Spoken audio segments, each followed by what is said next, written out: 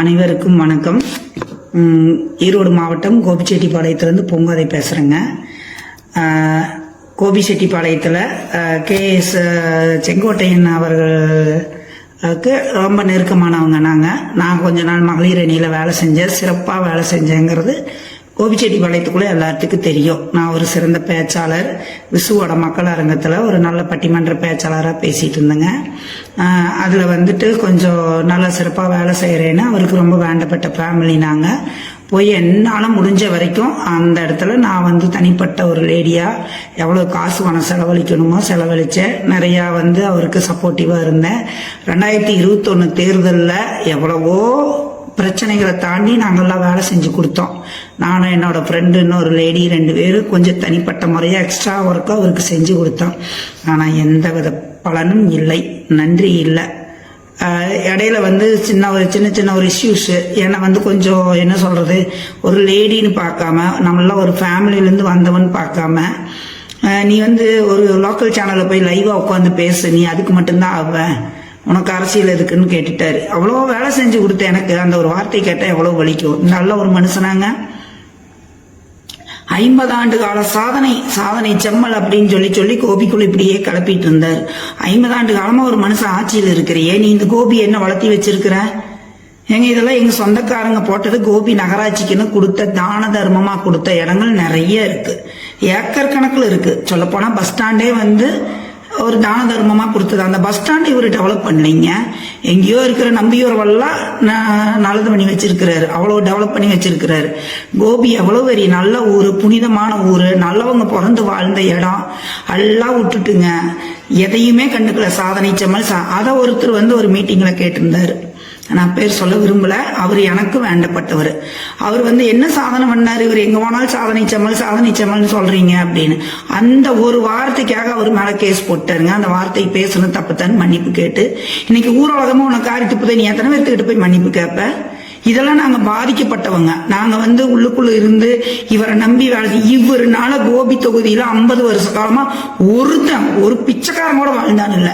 கோடீஸ்வரன் விடுங்க, நடுத்தர வர்க்கத்தை விடுங்க, நாங்களாம் நடுத்தர வர்க்கம். ஒரு பிச்சைக்காரன் கூட இவருனால வாழ்ந்தான்னு கிடையாது. எவஞ்சுக்கிறானா அவன் தலையில மிளகாய் அரைச்சிட்டு இன்னைக்கு நல்லவனாட்ட பேசிட்டு அசிங்கமா இருக்குது. எங்களுக்கு தயவு செஞ்சு இதை பாக்குறவங்க யாரும் தப்பா தவறா நினைச்சுக்காதீங்க.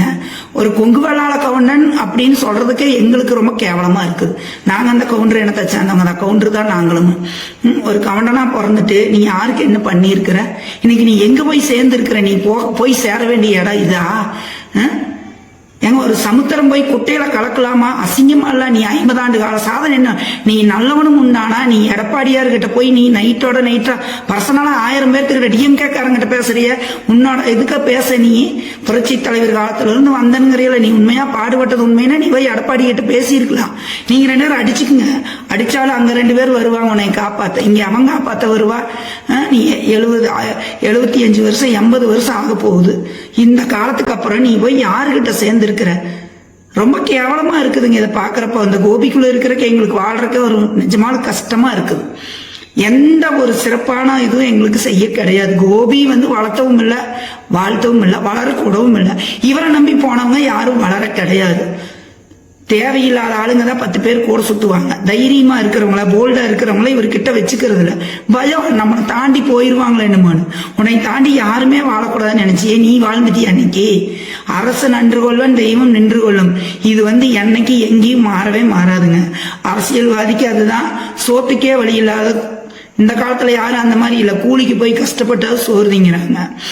மக்கள் வயிற்றுல அடிச்சுட்டு நீ என்ன வேலை பண்ணிட்டு இருக்கிற? நீ எவ்வளவு ஒரு கேவலமான ஒரு, நீ இவ்வளவு நாள் இந்த ஊர்ல பிறந்து வளர்ந்தது வாழ்ந்ததுக்கு என்ன ஒரு அர்த்தம்? என்ன ஒரு கேள்வி? லட்சுமண ஐயர் வாழ்ந்தார், இன்னைக்கு எத்தனை விட்டுட்டு போயிருக்கிறார். நீ என்னத்தை விட போற? ஒன்னும் விட்டாட்டியும் பரவாயில்ல. இன்னைக்கு கடைசி காலத்துல இப்படி ஒரு பேரை கெடுத்து வச்சிருக்கிற கோபிக்குள்ள. இது தேவையா? ஏங்க, ஒரு சினிமாக்காரனோட போய் அவன் 50 வருஷம், உன்னோட அரசியல் சாதனை காலம்தான் அவனோட வயசு. அவனுக்கு என்ன அனுபவம் இருக்கு? அவனுக்கு கீழே நீ போய் கட்சியில் இறங்கி வேலை செய்யறீன்னா உன் புத்தி எப்படி இருக்கும்? அட வேண்டாம், நீ எடப்பாடி கிட்ட இருந்து பிரிஞ்சு வந்த, நீயே ஒரு தனி கட்சி ஆரம்பிச்சிரு. உனக்கானவனாவது 10 பேர் பின்னாடி நின்று அதை வரவேற்றிருப்பாங்க. நீ ஒண்ணுமே சம்மதம் இல்லாத அவங்கிட்ட போய் நிக்கிறியா? அவன் யாரு? விஜய் அவன் எத்தனை மீட்டிங்ல பேசுறான், அவனுக்கு ஒரு பேச்சு நல்ல முறையா பேச தெரியுதா? சினிமா வசனம் பேசி திரியிறான். அவன் ஒரு ஆள்னு நீ அவங்கிட்ட போய் சேர்ந்திருக்கிறியே, ஒரு தகுதி தராதரம் இருக்குதா உனக்கு? அரசியல்னா யாரு வேணா எங்க வேணா எப்படி வேணா போய் நின்னுக்கிறதா? தன்மானத்தை விட்டு நீ வாழ்ந்துட்டு இருக்கிறீ. இது என்ன தேவையில்லாத ஒரு வாழ்க்கை உனக்கு? கேக்குறேன் நானு. காசுக்குன்னா எப்படி வேணாலும் மன்றாடிக்கிறதா? மான மரியாதை விக்கலாமா? எங்களையும் தான் சொன்னாங்க, ஏடிஎம்கேல இருந்து டிஎம்கேவுக்கு போயிட்டான். என்னைக்கும் போனாலும் போகும், இருந்தாலும் இருக்கும். ஒரே இடத்துல ஒரு சொல்லு ஒரு நீதினு ஒரு இடத்துல கால் வச்சு வாங்கணும். அவன் தான் மனுஷன். என்ன நீ வாழ்ந்துட்ட கடைசி நேரத்துல நீ இப்படி பேரக்கு எடுத்திருக்கிற? கோபிக்கு தொகுதியில 50 ஆண்டு கால சாதனைன்னு ஒன்ன சொல்லு. ரோடு போடுறதுமே போய் ரோடு போடுறதுக்கு பாலக்கால் போடுறது, பூமி பூச்சி, இதுதான் உன்னோட சாதனை. அது எந்த எம்எல்ஏ வந்தாலும் போட்டு கொடுப்பாங்க. நீ என்ன ஒரு வார்டு மெம்பர் கூட போட்டு கொடுக்குறப்ப அவன் வார்டுல டிச்சு கட்டுறான், ரோடு போடுறான். நீ போய் அதுக்கு ஒரு பூஜை போட்டு வந்தீங்கன்னா எம்எல்ஏ ஓட்டு கொடுத்தாரு, அமைச்சர் ஓட்டு கொடுத்தாரு அப்படின்னு. உனக்கு காலத்துக்கு போஸ்டிங் வேணும், உனக்கு ஒரு தலக்கணம் இருந்துட்டே இருக்கணும். நீ யாருக்கும் கீழே இருக்க மாட்டே. இன்னைக்கு யாருக்கும் கீழே போய் சேர்ந்திருக்கிற? இது ஏதாவது ஒரு நியாயம் இருக்குதா? மக்களை பாருங்க. இது வந்து ஃபர்ஸ்ட் நான் இன்னைக்குதான் மொபைல் முன்னாடி உட்கார்ந்து வீடியோ போட்டு நான் பேசுறேன்.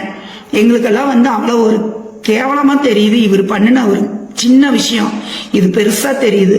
மனசுக்கே ஒரு பாதிப்பா கூட எங்களுக்கெல்லாம் தெரியுது. கோபிக்குள்ள வாழ்ந்தவங்களுக்கு 50 ஆண்டு கால சாதனையில நீ கடைசி காலத்துல ஒரு நாளையில நீயே நெருப்பள்ளி கொட்டி இருக்கிற, மண்ணை கூட அள்ளி கொட்டல. ஒரு இனத்துக்கு இனம், கவண்டனுக்கு கவண்டன் நீ போய் உட்கார்ந்து பேசு. உட்கார்ந்து பேசினா ஒரு குடும்ப பிரச்சனை தீருது, ஒரு நாட்டு பிரச்சனை. நாட்டுக்கு நீ 50 வருஷமா பாடுபட்டது நாசமா போச்சு. ஒண்ணுமே இல்லை, எல்லாத்துக்கும் பேர் கெட்டு போச்சு. இந்த இருக்கிறதுலயே திராவிட கட்சியில இருக்கிறதுலயே மூத்த அரசியல் தலைவர் நீதான்.